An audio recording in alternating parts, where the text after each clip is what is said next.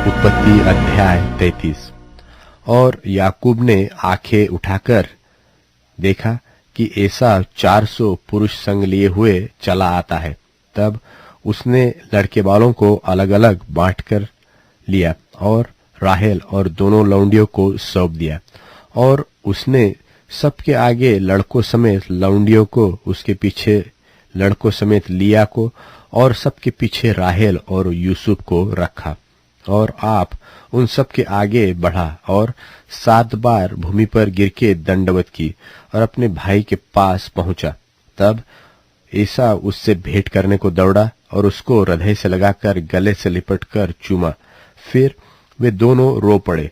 तब उसने आंखें उठाकर स्त्रियों और लड़के बालों को देखा और पूछा, ये जो तेरे साथ है सो कौन है? उसने कहा, ये तेरे दास के लड़के हैं, जिन्हें परमेश्वर ने अनुग्रह करके मुझको दिया है। तब लड़कों समेत लौंडियों ने आकर दंडवत किया। फिर लड़कों समेत लिया निकट आई और उन्होंने भी दंडवत की। पीछे यूसुफ और राहेल ने भी निकट आकर दंडवत की। तब उसने पूछा, तेरा यह बड़ा दल जो मुझको मिला उसका क्या प्रयोजन है? उसने कहा, यह कि मेरे प्रभु की अनुग्रह की दृष्टि मुझ पर हो। एसाव ने कहा, हे मेरे भाई, मेरे पास तो बहुत है, जो कुछ तेरा है वो तेरा ही रहे।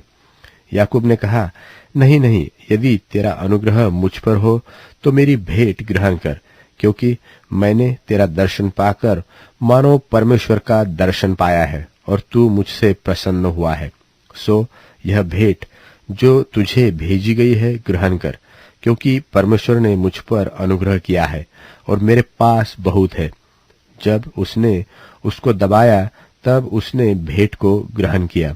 फिर एसाव ने कहा, आ हम बढ़ चले और मैं तेरे आगे आगे चलूंगा। याकूब ने कहा, हे मेरे प्रभु, तू जानता है कि मेरे साथ सुकुमार लड़के और दूध देनेहारी भेड़ बकरियां और गाय है। यदि ऐसे पशु एक दिन भी अधिक हाके जाए तो सब के सब मर जाएंगे। सो मेरा प्रभु अपने दास के आगे बढ़ जाए और मैं इन पशुओं की गति के अनुसार जो मेरे आगे है और लड़के बालों की गति के अनुसार धीरे धीरे चलकर सेर में अपने प्रभु के पास पहुंचूंगा। एसाव ने कहा, तो अपने संग वालों में से मैं कई एक तेरे साथ छोड़ जाऊंगा। उसने कहा, यह क्यों? इतना ही बहुत है कि मेरे प्रभु की अनुग्रह की दृष्टि मुझ पर बनी रहे। तब एसाव ने उसी दिन सेईर जाने को अपना मार्ग लिया और याकूब वहां से कूच करके सुक्कोत को गया और वहां अपने लिए एक घर और पशुओं के लिए झोपड़े बनाए। इसी कारण उस स्थान का नाम सुक्कोत पड़ा। और याकूब जो पद्दनराम से आया था सो कनान देश के शकेम के नगर के पास कुशल क्षेम से पहुंचकर नगर के सामने डेरे खड़े किए। और भूमि के जिस खंड पर उसने अपना तंबू खड़ा किया उसको उसने शकेम के पिता हमोर के पुत्रों के हाथों से 100 कसीतों से मोल लिया।